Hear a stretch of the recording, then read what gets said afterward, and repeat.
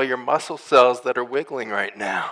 And that green chlorophyll captures CO2 into the most efficient battery ever discovered, the double carbon bond.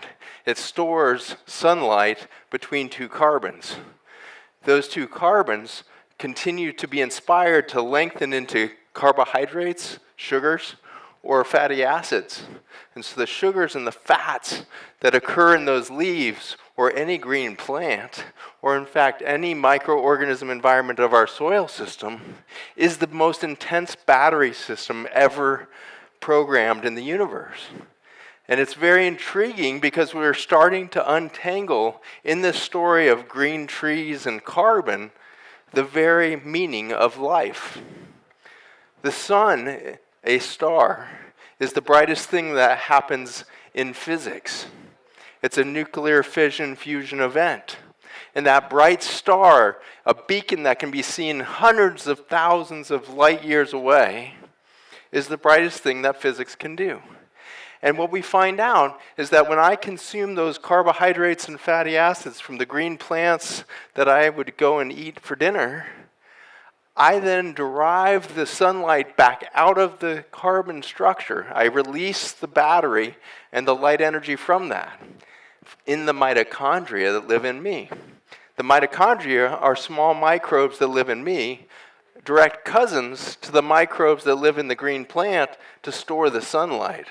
And so in an extraordinary discovery, we're finding that a cubic centimeter of mitochondria can burn 10,000 times brighter, release 10,000 times more light than the sun produces per cubic centimeter.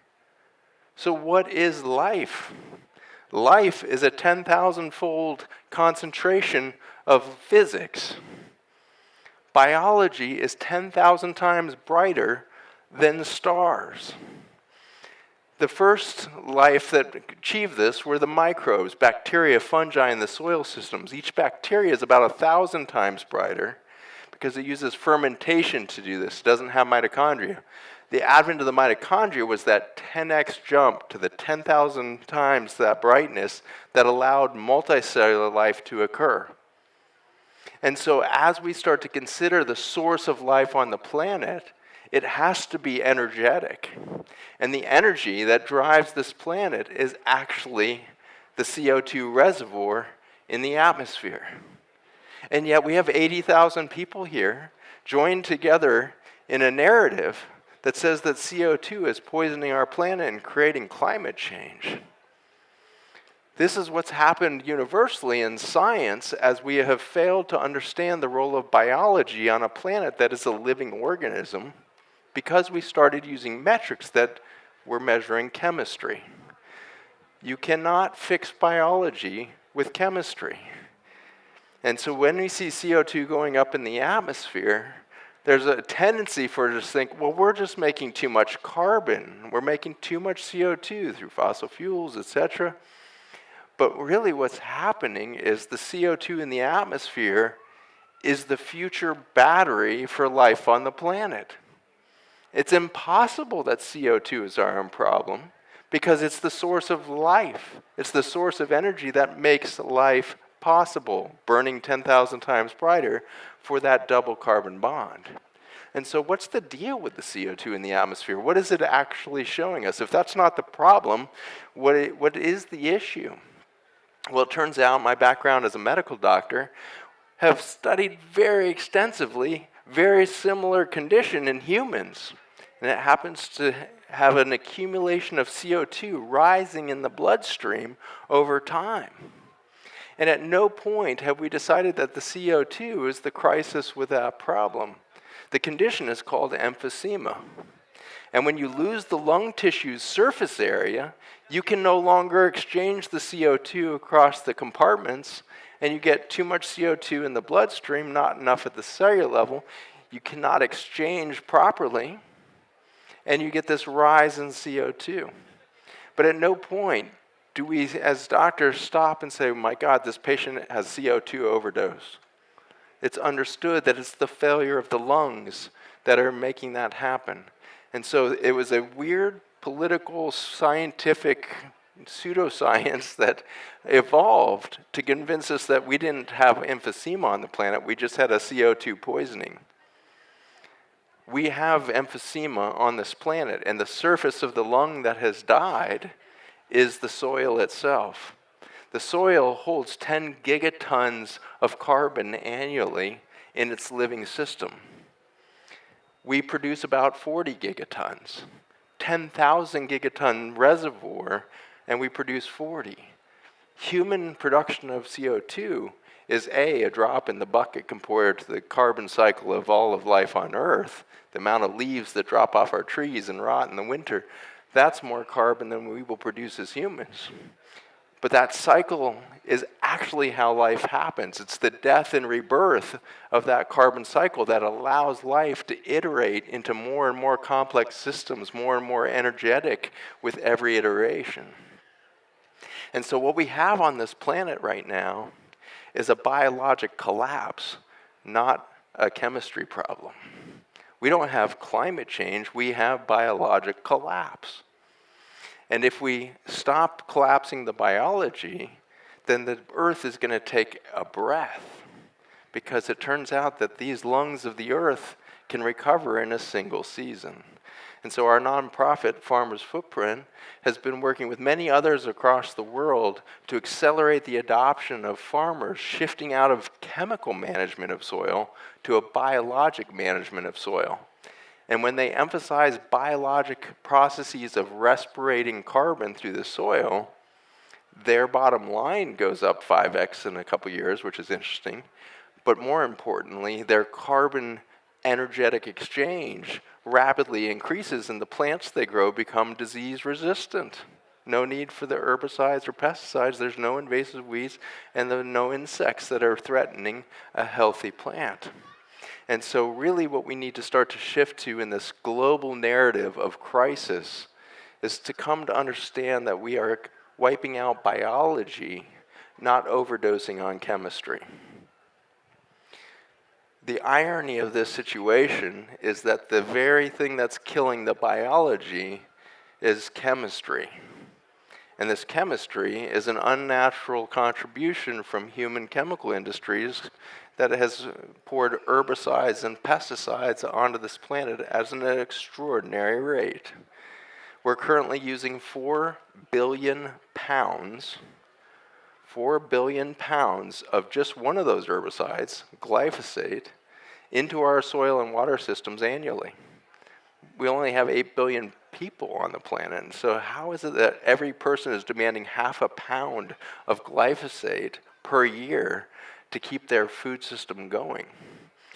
Glyphosate, it turns out, is a potent antibiotic. When an antibiotic touches the soil, you lose the microbial and fungal base to your soil system, and you just created emphysema. And so in the following year, the respiratory breath in, that big deep breath in spring that nature does, is a little less deep. There's a little less lung surface to bring in the energy that will define the spring, the summer, and the harvest of next year. And so what's happening on a planet that has industries dominating our experience with small chemicals that are destroying biology is we are creating the imbalance of chemistry in the atmosphere.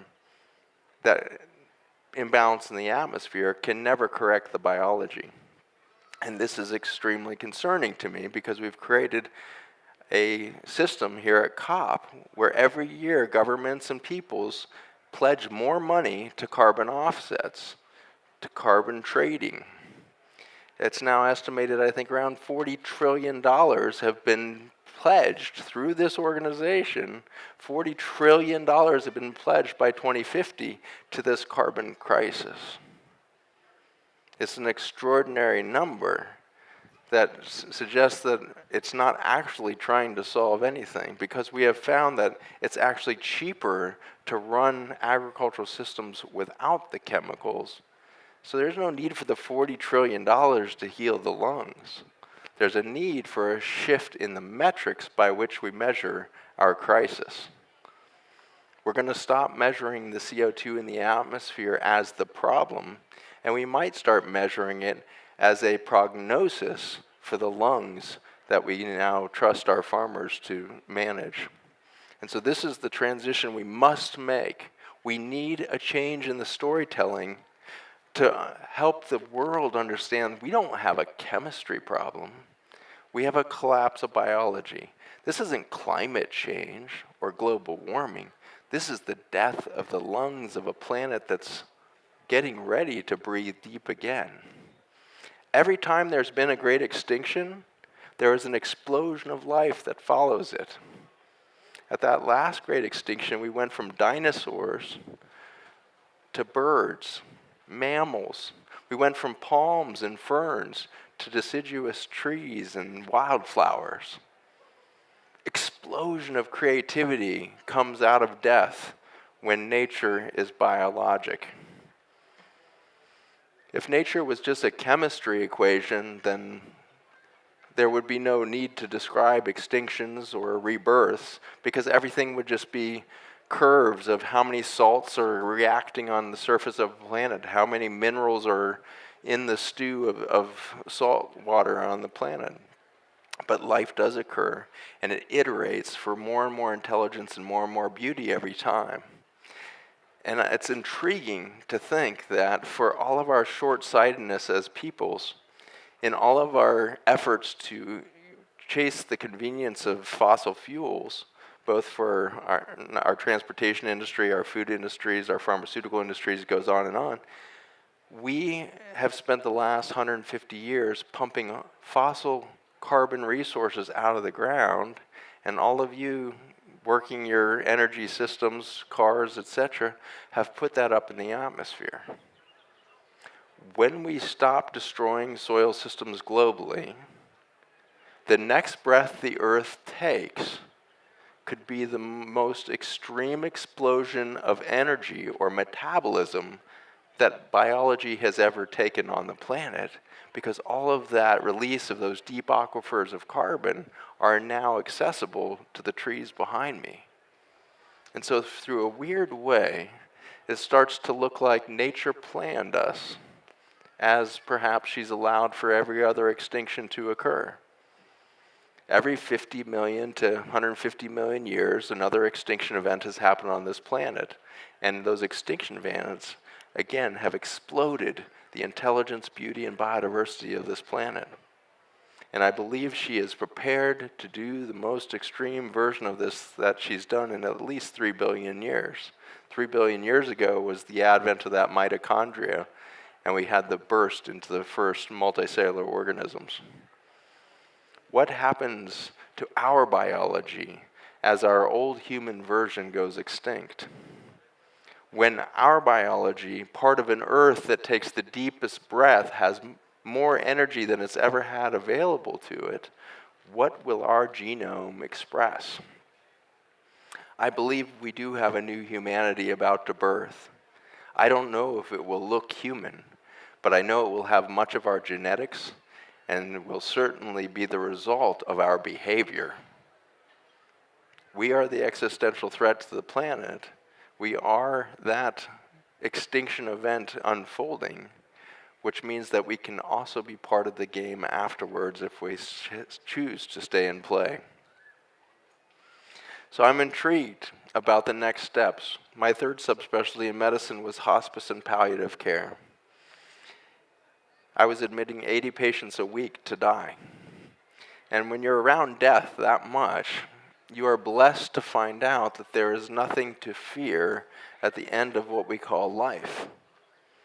Those deaths that were not unconscious, drugged situations in the ICUs, and were actually people who were cognizant and hopefully living in their home with loved ones surrounding them, you got to witness a conscious being crossing the veil beyond their biology and bringing back information about the field of physics, which is basically what they experience. As soon as they let go of the body, they extreme light and a deep sense of connectivity. And one of the most frequent phrases that I heard when I would shock somebody's heart back in the ICUs or do some of the more extreme measures before I got to hospice, when you would pull them back across the veil, they would over and over again say, "That was so beautiful. I felt completely accepted." Which is an interesting thing. We've heard that love is the fabric of everything. But to have the human conscious experience to be fully accepted by a universe or a God or however you want to interpret that, but to have the sentence first out of their mouth, "I felt completely accepted," and the awe that they spoke that with suggests that none of us in our current human condition have ever felt fully accepted. And so we are walking around wounded with a belief that we are not good enough for this earth. We walk around with fear, guilt, and shame that we've destroyed this earth. But it is in the back of my mind and a possible new narrative that our old humanity brought this biology of a planet to its knees so that we would re-express life through our genetics as well as the genetics of the planet. And so this is our moment of rebirth. I'm super curious now, as our hospice diagnosis comes in as a species, to wonder if we are going to go from biology back into physics. Are we doing finite to the infinite, or are we going to be one of those 10% of hospice patients that has to be discharged from hospice because the moment they came near death, they lost the fear of death. The moment they stepped away through that veil for a second and dipped back and said, "I'm completely accepted," their disease goes away and they go on to live years more, a new chapter of life often. And I think that's our possibility. When we get away from the belief that we have climate crisis and acknowledge that we've created biologic collapse, and in the stress we've created on the planet, there's a new birth about to happen, powered by the deepest breath the earth has perhaps ever taken, meaning more energy for the expression of life than ever before. We can perhaps lose the fear of death and the guilt and shame of what we've done and start to look forward to creating together the future that is possible. Those are my thoughts for you here at COP28.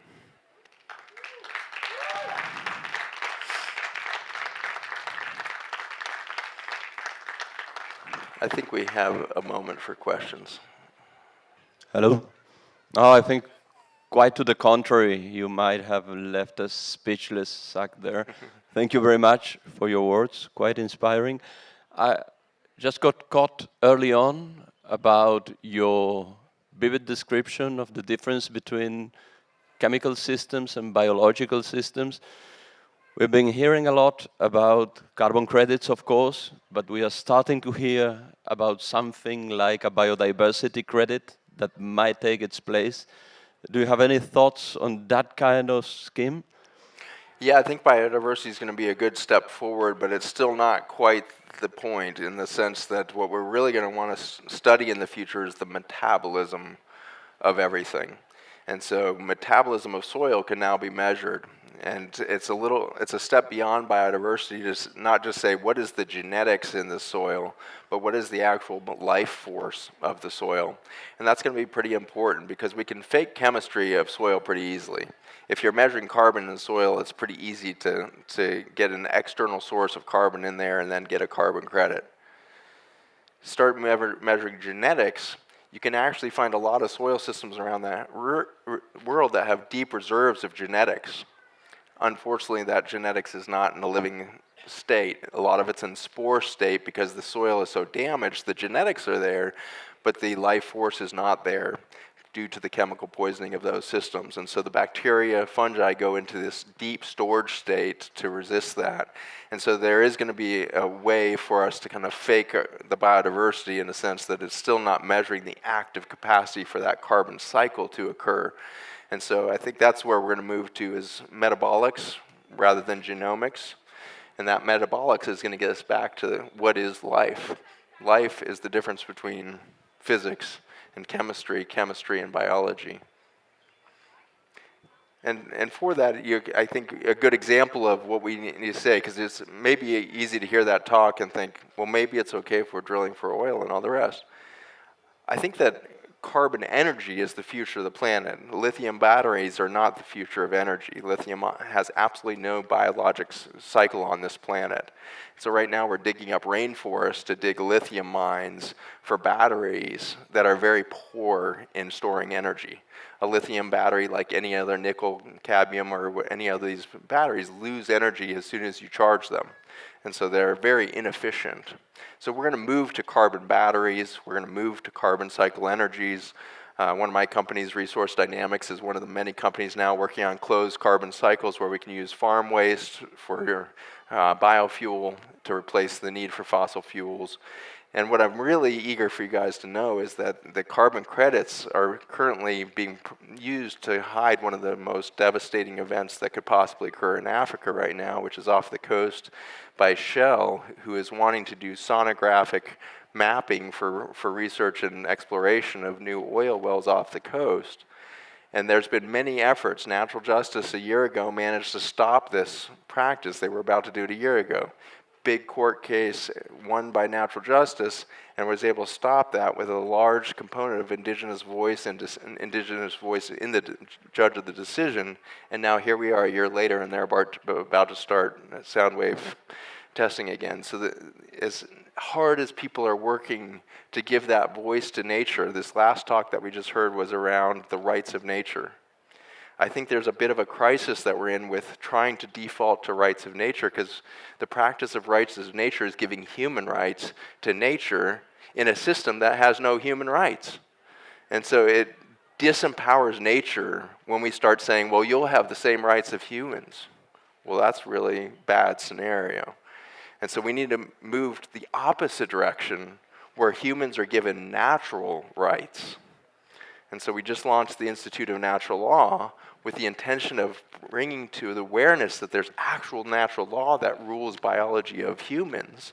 And as we start to study natural law, we realize we can build whole social, economic, socio-ecologic, socio-political systems around natural law, and then humans will behave differently, not just to one another, but to our planet. And suddenly, nature has its sovereignty back.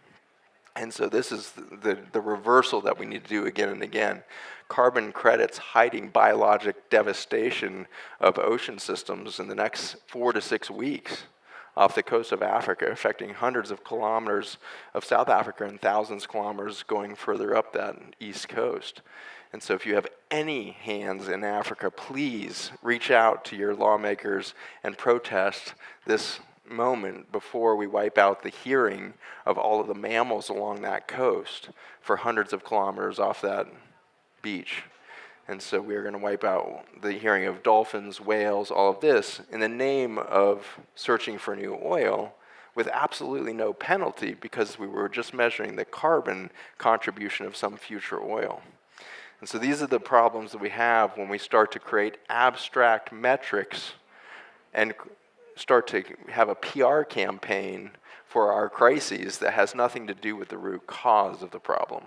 And I think that's what's emerged since 2006, and that's a lot of why I call this completing truth, is the incomplete truth is a better title for the inconvenient truth that we got fed in 2006. It's a very incomplete story to say that we have a chemistry problem. We need to come to terms with the biologic crisis that we've created. Thank you. So thanks for that really elegant and sort of beautiful summation of, I think, what a lot of us are already feeling and kind of know in our hearts. I wanted to just test a sort of idea here. You talked a lot about acceptance and a kind of a complete understanding of our place in the biosphere. And I wondered, is that in part, is that kind of suggesting that we should just succumb to this process and accept there's a sort of inevitability to it, and actually not to resist it at all? And you talked about this kind of metamorphosis process, and of course, what the caterpillar does in the pupae is it gobbles up everything it can consume before it completes its transformation. Is that, there's a sort of argument in there just to kind of, in a sense, relax and let ourselves get absorbed into this? But that's not what you're saying, I think, but maybe... No, I think it is actually what I'm saying in a lot of ways. You've said it eloquently there. there's some indigenous prophecies that in this decade that we're living, we're going to lose the genetics of fear, guilt, and shame. That's such a beautiful statement. I can't even wrap my head around what I would look like if I had no fear, guilt, and shame. I would certainly be a different parent and grandparent than I am today. And so I'm very intrigued that we're going to lose fear, guilt, and shame, including about our own journey. And it must be that way, because we're kind of this toddler species within the cosmos, even on our own planet. But in the scope of the cosmos, with a 15 billion year history here, an intelligent species, and the US Senate spending all this time talking about the 4 species of extraterrestrials we've been working with for some time and all this, like there's clearly intelligence within the universe. We're this toddler species meting out our behavior. Which parent has screamed at their child for throwing the tantrum or tripping and falling the first time it tries to go and walk across the ground? So I won't be surprised in our next rebirth of the human experience, which may not look like our current physical bodies, but when we rebirth this genome with a higher energetic expression, we will probably look back at this chapter and be like, well, that 70,000 year epoch was so important, where we kind of developed technology and we took it to this pendulum swing and we gave this extinction level stress to the planet so that it could rebirth. That was a beautiful journey. It was worth every second of it. And I've heard my hospice patients say that again and again and again. Oh my God, I just saw my life completely differently, and it was perfect. The journey made sense. Like, I'm so grateful for the hardest things that happened. I'm so grateful for the challenges I had with my children and the estranged mother that I had, or whatever they're thinking of. And so this is the beauty, I think, of losing the anthropocentric current human definitions of crises and start to realize there's a rebirthing that's demanded by nature every season. If I was a tree with human behavior, I would make sure I never lost my leaves, because I would be so pleased with my bank account of chlorophyll that I created this spring and summer. I would cling to that thing. And if a single leaf dropped, I'd rush down and pick that up and stick it in one of my armpits of one of my boughs, because I wouldn't want to lose a leaf because I'm so pleased with the energy that I had collected. Nature just lets that go, embracing the death of everything that it just created so that it can grow deeper beneath the surface and create more life next year. We are behaving like we are because we are that toddler thinking that it's been kicked out of nature. If you read the Oxford English Dictionary definition of nature, it says that nature is everything on earth, including animals and plants, everything except humans or anything humans have made. The English language wrote humans and everything we would make out of nature, which mirrors the oldest stories that we have in our peoples, that we got kicked out of the garden. And so we have this deep wound that's subconscious in all of us, that we got rejected by nature and it's out to get us, and we need to fight it back. As doctors, that looks like antibiotics. As farmers, it looks like herbicides and pesticides to create a sterile field so we can get some corn out of it. And so we have to lose the fear that we are against nature, start to rewrite humanity back into nature, and we're going to re-express a biology that's hopefully still some version of human in my anthropocentric state. But I also get curious. One of my favorite things about being in South Africa is swimming with Craig Foster. Got famous for his film with my octopus teacher. When you swim with Craig and watch him become an aquatic animal, he's totally just becomes non-human, drops down to the bottom of that ocean with no tank or anything else, and will come and intimately experience an octopus. And this octopus comes out and plays with him. When you're in that moment, the curiosity starts to kick in. It's like, I wonder if the next intelligence of the planet is going to be completely non-human. The dinosaurs didn't come back. We leapt to mammals and birds. What goes humans to what? And when I'm watching that octopus, I'm like, wouldn't it be cool if the octopus was the precursor biology to the next intelligence on the planet that supersedes humanity? That would be kind of a cool looking creature. I feel like Star Wars maybe imagined that a couple times.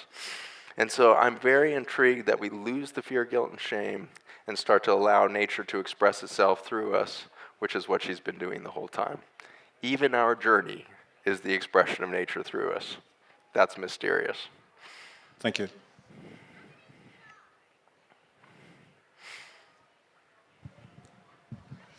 I know it's quite a common question these days. Thank you for your talk, Zach, by the way. Sure.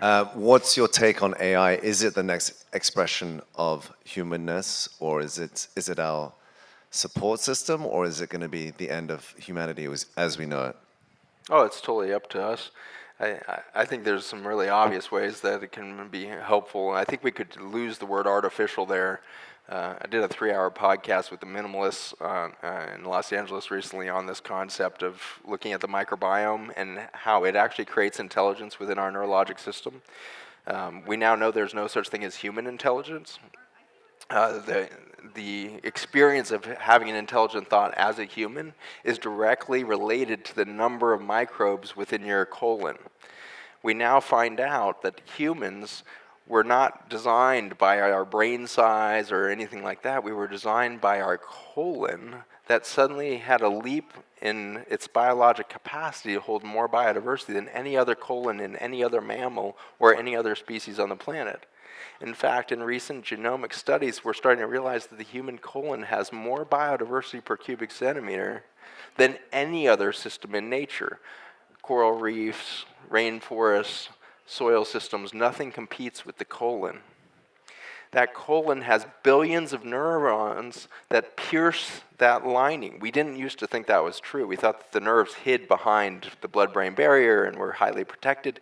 We now have living imaging of human guts to show afferent nerves going out into that soil system within your gut. And the afferent, the word afferent means receiving rather than giving information. Efferent nerves put out information, the afferents receive information. In the same way that your brain has never come up with a term paper, it had to be written in there by the keyboard, but the keyboard never wrote the term paper. It was the fingers typing on the keyboard. Your brain is the central processing unit. Your gut is the keyboard, your gut lining, and the microbes are the fingers typing on your computer. And so the ability to have human creative capacity is to say that you have ecosystem creativity or co-creativity happening within you, giving you the impression that there's human intelligence. And so if we have to lose the word human on the word intelligence, then must we also lose the word artificial on artificial intelligence? Intelligence is a phenomenon of how many biodiverse inputs can you have. And in our current iterations of AI, I'm struck that it has very little inputs because they're all coming from humans. I am not afraid of AI that's looking at human inputs for intelligence. It's not going to get very far. Where we could see some really exciting breakthroughs if AI starts to learn how to listen to the microbes within soil systems. Then we might see that AI system start to show us not just what life is, but what is consciousness, what is the cosmos, what is God, what is the unity of all things. And so I think this concept of intelligence we need to start having a looser hand on and realize the soil systems within us and around us, like the computer systems maybe around us, are versions of information processing that nature is doing in many, many iterative fashions. And I think if we lose that concept and simply start asking what are the data inputs that we want AI to be listening to, if we give AI the value system of biodiversity for its inputs, it's going to immediately start working on building the best soil systems in the world. And so I think AI could become the best farmer on the planet and empower humans to do agriculture and systems around closed-loop energy and the like much differently if we give it the opportunity to listen to nature instead of just us.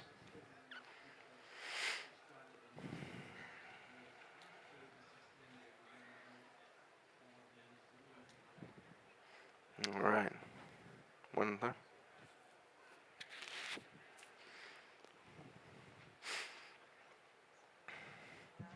Thanks, Zach. With regards to female intelligence, do you know, or can you speak a little bit about the difference, maybe there is, one that one can see, whether through a microscope or however, microbes are activated in women versus men, because we do think differently and we are very different. Yeah. And about how perhaps we can find our voice in more authentic ways to help with the future. Beautiful. Great question. Endocrinology was my second subspecialty, and so I worked a lot with hormone therapies and was right at the beginning of the gender dissolution that we're now facing as a whole global issue. And so I saw a lot of people losing that differentiation between the feminine and the masculine mind. And now with my grandson's 16 years old, he's in high school, and his whole class, I'm talking about 2,000 kids in that high school, there's maybe a handful that identify as heterosexual, actually choose a gender. There is such a complete dissolution of gender identity happening, and it's very predictable through the phenomenon of metabolism.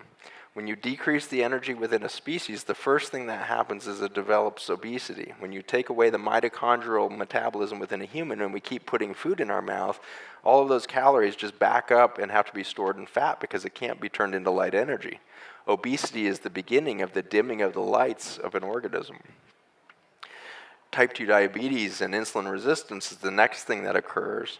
So this is the 1980s of obesity, Nancy Reagan's war on obesity. By the 1990s, we have prediabetes and type 2 diabetes epidemic going on. By the late 1990s, we realize we have an autoimmune crisis going on. 1 in 4 girls in the United States with thyroid antibodies by the time they're 12 years old. And then as you go forward a little further, you get collapse of the neurologic systems and an explosion of autism, attention deficit in the early 2000s. Dim those lights a little bit further and you get an explosion of childhood cancer. And so then you go just one more generation in, dimming the lights through the generations, and you get a complete dissolution of gender within the womb. And so what you experienced in the womb was a differentiation of energy inputs that informed your brain differently than a male brain forming in utero. But as we've killed the microbial and the mitochondrial reserve within biology on the planet, we lose the gender identity very quickly. So I think we have this precious moment left for the feminine mind and the feminine voice to speak up in its original form. I think that it's going to be the grandmothers, ultimately, that need to come and speak this because their great-grandchildren and grandchildren don't have that same mind.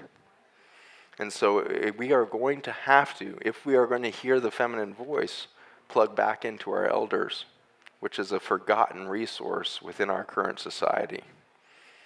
And so we need to re-engage our elders. We need to pull them out of retirement communities and all of our other techniques for hiding the decrease in productivity of our elders and bring their voices back to the table to hear what is a feminine mind, because it is in fact different. The feminine mind goes through a death rebirth cycle of dendritic connections every single month due to that estrogenic cycle. She prepares for life within her womb, and in so doing, she pairs the neurologic connections in the brain. And then at the release of that pregnancy that never came to be, there's a huge explosion of neurologic connection. And so the feminine brain is going through death, rebirth, death, rebirth, death, rebirth. And what we know about nature is every cycle of death, rebirth you do, you get more intelligent, because you have more access points to the biodiversity within your gut and to the nature around you. And so predating colonial governments and colonial invasion of North America, there were 625 tribes or nations that were practicing natural law, meaning nature sovereign within themselves, and kept balance with those 600 nations over 40,000 years. That's an extraordinary achievement that was largely arbitrated by the Circle of Women. It was a group of elder women that were elected among the 600 nations to arbitrate conflicts that would occur. That's a different model than your 2024 election cycle for the United States of America right now. And so that's the patriarchal system played out to its endpoint. It's time for a matriarchal elder voice to come back into our communities, to become the source of understanding the natural sovereignty within every child so that we can rebirth a species. And it was predicted that our genders would dissolve, and I loved the example used earlier of the cocoon. Within that cocoon, you've got to dissolve and metabolize down to the very last moment where it looks like life cannot occur again. Everything in that caterpillar is completely dissolved, and then a butterfly happens. And it has long been said that humanity would reach this point where it would suddenly open the second wing, which is the wing of the condor. The other wing, the wing of the eagle, the masculine, has been beating as the only way to keep humanity afloat. And so we might give up the judgment even towards the masculine ultimately, realizing that we simply hadn't unfolded our full understanding of what the feminine mind within each of us is capable of doing. And it was predicted that in this decade, or in this time period between the epochs, ending this last 70,000 years, 2012 to 2017, somewhere in that time wrapping up that period, now we're in the complete dissolution mode for this decade, and sometime around 2027, 2028, thank God there's only one American election between now and then, we're going to see a complete change in human behavior. And it's going to largely be because these generations that are coming through my clinic now, there's so much autism in our children in the United States. We're at 1 in 20 diagnosed, but it's probably more like 1 in 5 or 1 in 10. We're expecting to have 1 in 3 children on the autism spectrum in the US by 2035. 1 in 3. The beauty of that, the silver lining of a generation that has that much expression of autism, is that they cannot be programmed with any of the old metrics of value or productivity that have been adopted in these abstract forms of belief that we were educated into. Because you cannot educate an autistic child because they are so good at learning. Learning is the opposite of education. Education is a programming. Education is one of the most potent forms of colonialism on this planet. It separates children from their ecosystems, from their natural indigenous wisdom, from their natural medicine, from their natural ancestral line of memory. And we go in and program them. If you read the definition of education back in that Oxford English Dictionary, you will be terrified that you decided to do that to your children. Put them through a system of education. Indigenous cultures and humanity as a whole, but especially the autistic among us, learn. Learning is an experiential journey, iterating and iterating as the brain blooms and dies and blooms and dies with its connections to nature. May we all be autistic for a moment in this time of our dissolution. I'm honored to be with each of you. I think we have to wrap up for their next program, but I'm really honored that you guys let me talk this long. Thank you for the long run on the Q&A.